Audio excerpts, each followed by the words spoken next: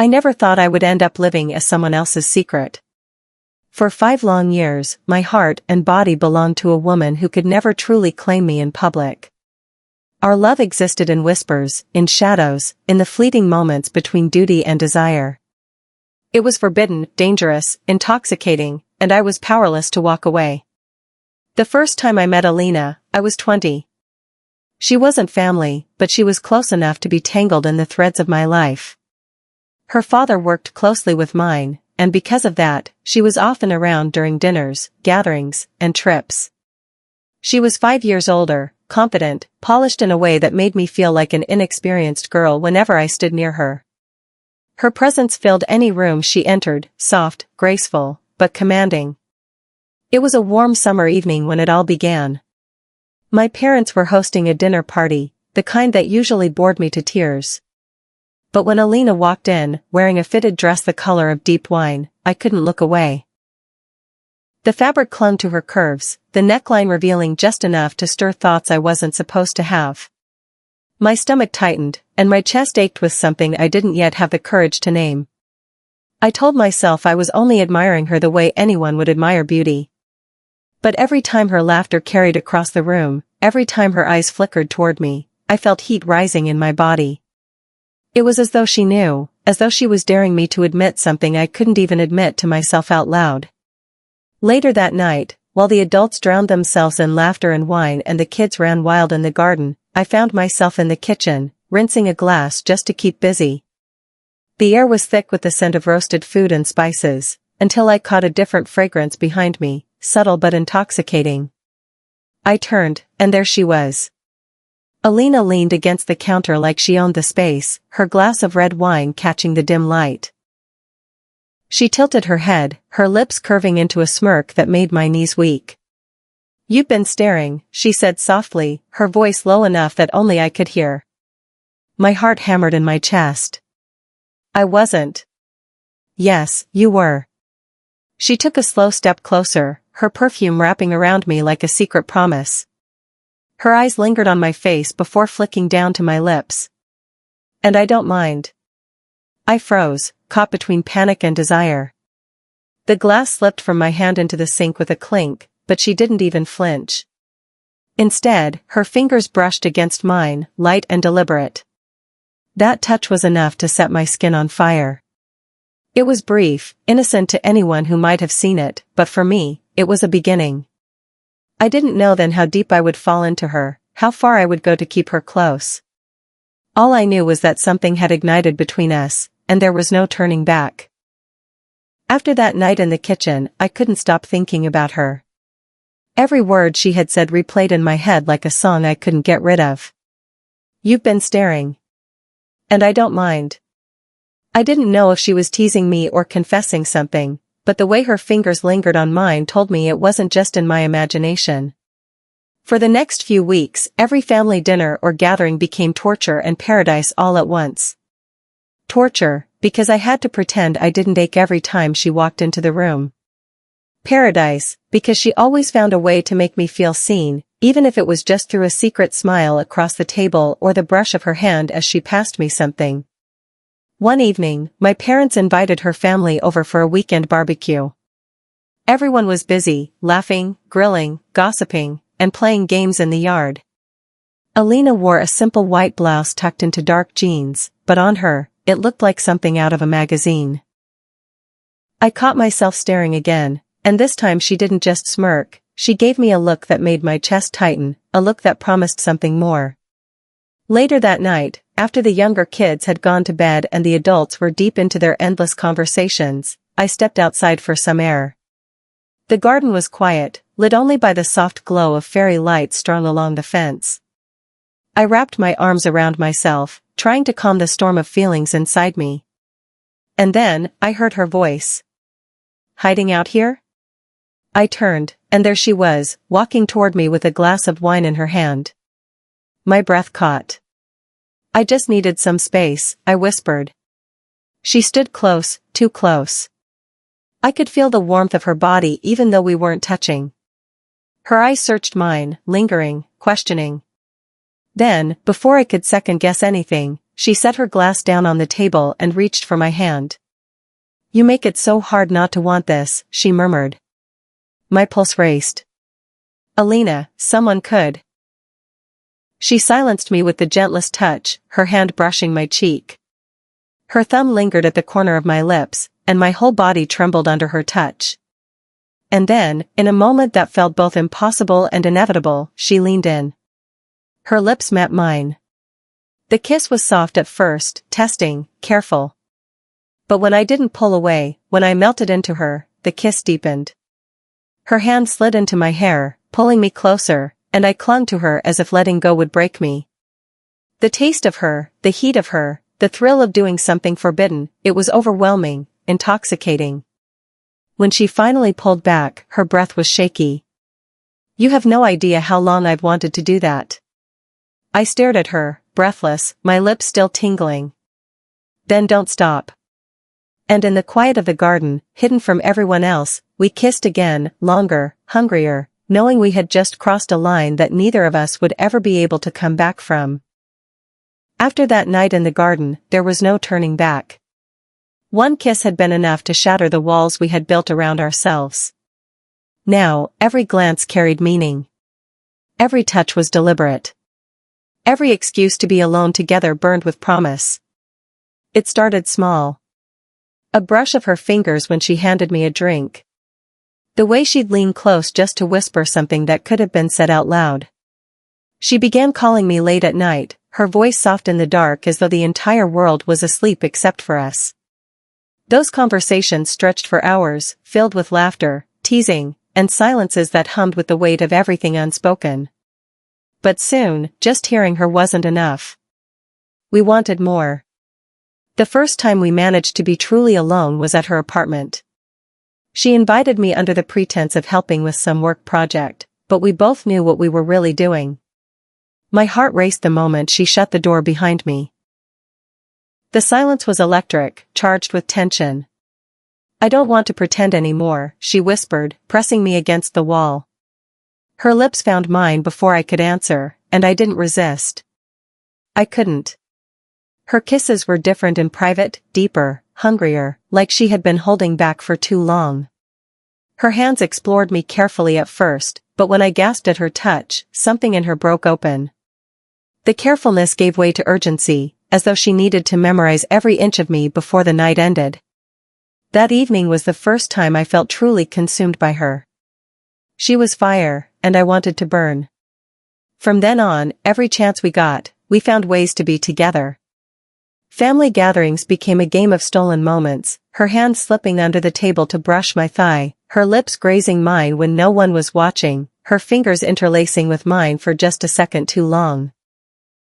At parties, she'd find me in crowded rooms and whisper things in my ear that left me flushed, breathless, and desperate for more.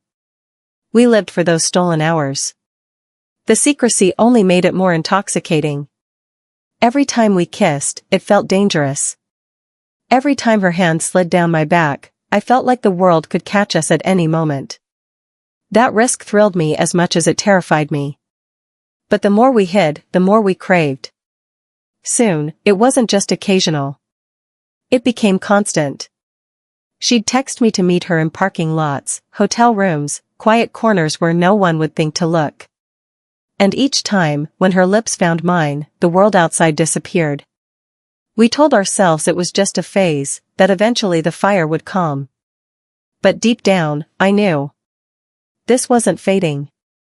It was becoming an addiction, one neither of us was willing to quit. The nights we spent together were our sanctuary.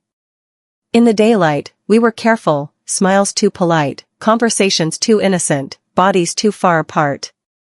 But once the sun dipped below the horizon and the world quieted, we allowed ourselves to exist as we truly were, two women hopelessly tangled in each other, hiding from everyone else but bearing everything to one another. I remember one night in particular. I had told my parents I was staying over at a friend's place, but instead, I went straight to her apartment. She opened the door wearing nothing but an oversized shirt, her hair loose, her eyes lit with the kind of hunger that made my knees weak. The moment the door closed, she pulled me into her arms. Our lips collided like we had been starving all day, desperate and greedy. I could taste the wine on her tongue, feel the heat of her body pressing into mine.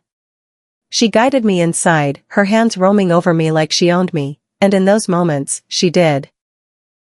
We stumbled to her bedroom, laughing breathlessly between kisses. The city outside hummed with its usual chaos, but in that room, time slowed. She laid me down on the bed as though I was something fragile and precious, then hovered over me with eyes that burned into my soul. "You're so beautiful," she whispered, brushing her lips along my neck.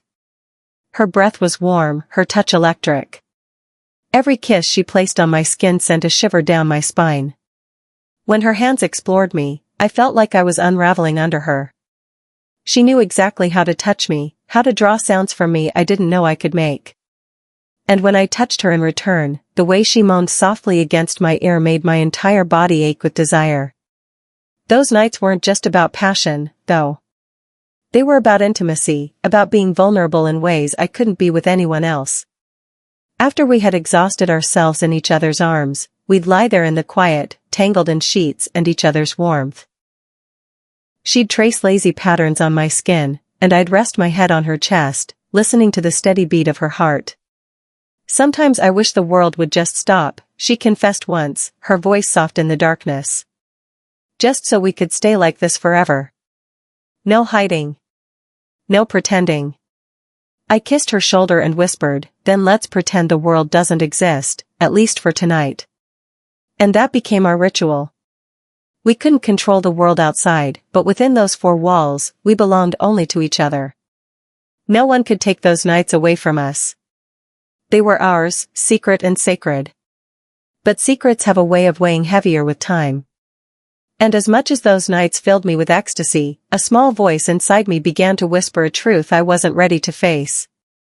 We couldn't stay hidden forever. For a while, the secrecy felt thrilling. It was like we were characters in a story no one else could read, living a double life that was ours alone. But as weeks turned into months, and months into years, the weight of being hidden began to press down on me. Every time we were together at family gatherings, I had to pretend she was just another familiar face. I had to smile casually when she walked in, act unaffected when her hand brushed mine under the table, and laugh politely at her jokes without revealing that I had memorized the sound of her laughter in the dark. The hardest part was when people would ask me about dating. My mother, always so curious, would nudge me during dinners. "Don't you have a boyfriend yet? You're too pretty to be single." I'd laugh it off, but inside it stung. Because I wasn't single. I belonged to someone. I was hers. But I couldn't say it. Alina bore it better than I did, at least on the surface. She was always composed, always steady. But late at night, when we lay tangled in her sheets, her mask would slip. "I hate this," she admitted once, her voice breaking. "I hate that I can't hold your hand in public. I hate that I can't kiss you when I want to. I hate that you have to lie to everyone just to be with me." Her words sank deep into me. Because I hated it too. Every time I walked away from her apartment, I felt torn in half, half of me glowing from the passion we shared, the other half aching from the silence that awaited me at home. And yet, despite the pain, I couldn't let her go. We were addicted to each other, bound by something stronger than logic, stronger than fear. The thought of living without her terrified me more than the secrecy ever did. But the cracks in our hidden world grew wider. There were times when she'd grow distant, frustrated with the limitations of what we had. Other times, I'd snap at her for being too casual in front of others, terrified someone might notice the way she looked at me. We loved each other desperately, but that desperation came at a cost. We were constantly balancing on a tightrope, too close to exposure, too far from freedom. One night, after another exhausting argument about what we couldn't be, I lay awake beside her, watching the moonlight spill across her face. She looked so peaceful in her sleep, her lips slightly parted, her hand resting against my chest as if even in dreams she needed to feel me close. And in that quiet moment, I realized something painful. We weren't just keeping a secret from the world. We were keeping ourselves trapped inside it. We always thought we were careful. We chose our words cautiously, timed our meetings with precision, and carried ourselves in public as though nothing existed between us. But no matter how careful you are, secrets have a way of slipping through the cracks. It happened during another family gathering. The house was full of laughter, voices overlapping, music humming softly in the background. People were too busy chatting to notice much, at least, that's what I told myself. Alina and I had slipped away for a moment, just to breathe. We found ourselves in the hallway upstairs, half hidden near the guest room. She leaned against the wall, her eyes burning into me the way they always did when no one was watching. I couldn't resist. I stepped closer, and she reached for my hand. It was supposed to be harmless, just a brush of fingers, a quiet moment. But the heat between us was impossible to control. She tugged me closer, and suddenly her lips were brushing against my neck, her breath hot against my skin. "Alina," I whispered, my voice trembling. "Someone might see." "Let them," she murmured, her mouth grazing my jaw. "I can't help myself when it comes to you." For a split second, I forgot where we were. I tilted my head, letting her lips explore, drowning in the thrill of it. And then... ahem. We froze. My stomach dropped. Standing at the far end of the hallway was her cousin, a mischievous smirk curling on his lips. He didn't say anything else, just raised his eyebrows as though he had caught us in a secret game. Then, without a word, he walked away. My heart hammered so loudly I thought it might explode. Panic shot through me. "Oh my God, Alina." She grabbed my face and kissed me hard, silencing me. When she pulled back, her eyes were fierce. "Don't panic. He won't say anything. Trust me." But I couldn't shake the fear. That night, every time someone looked at me, I wondered if they knew. Every laugh, every side glance felt like suspicion. I held my breath through the entire evening, my body buzzing with dread and adrenaline. When I finally left and got into my car, Alina slipped into the passenger seat. She leaned over, her lips finding mine in the darkness. This kiss wasn't soft, it was desperate, needy. "You see," she whispered against my mouth. "The risk only makes it better." And she was right. As much as the fear tore at me, as much as the thought of being exposed terrified me, it also made every stolen kiss, every secret touch, burn hotter. The possibility of discovery was its own dangerous aphrodisiac. But deep down, I knew something had shifted. Our secret wasn't just ours anymore. Someone had seen. And secrets are never as safe once they've been witnessed. The night her cousin almost caught us left cracks in the world we had built. Even though he never said anything, the illusion of safety was gone. From then on, I lived with a constant knot in my stomach, afraid that every door might swing open, every glance might reveal the truth we had fought so hard to protect. Alina tried to stay strong, but I could feel her slipping. She grew restless, easily frustrated, her desire for me battling with her exhaustion at living in the shadows. Sometimes, in the quiet after we made love, she'd turn her face away, silent tears dampening the pillow. "I'm tired," she admitted once, her voice raw. "I'm tired of hiding. I'm tired of pretending you're just someone I pass by in a room." Her words pierced me because they echoed my own secret thoughts. Yet, I clung to fear. I wasn't ready to risk everything, not my family's approval, not her reputation, not the life we both had carefully constructed outside of our secret world. But love doesn't wait patiently. It demands. It consumes. And ours began to ache. The worst was when others entered the picture, not by choice, but by necessity. Alina had to maintain her image, and so did I. She went on dates with men her parents encouraged. I pretended not to care, laughing off questions about boyfriends with practiced ease. But every time she mentioned going out, even casually, my chest tightened with jealousy. One evening, I confronted her after she casually admitted she had let a man kiss her at a party. "You let him?" My voice cracked, half anger, half heartbreak. Her eyes darkened. "I didn't want to. But what choice do I have? Do you expect me to tell them all I'm already taken, by you? The words stung more than I expected. By you. Said like it was both the sweetest truth and the heaviest burden. We argued that night, louder than ever before. My tears came hot and angry, and hers followed soon after. Yet when the shouting stopped, when the silence between us grew unbearable, she reached for me again. We made love through the tears, our bodies clinging to each other with desperate need. It was as though we were trying to stitch our broken pieces back together with kisses, with touches, with whispered apologies. And for a moment, it worked.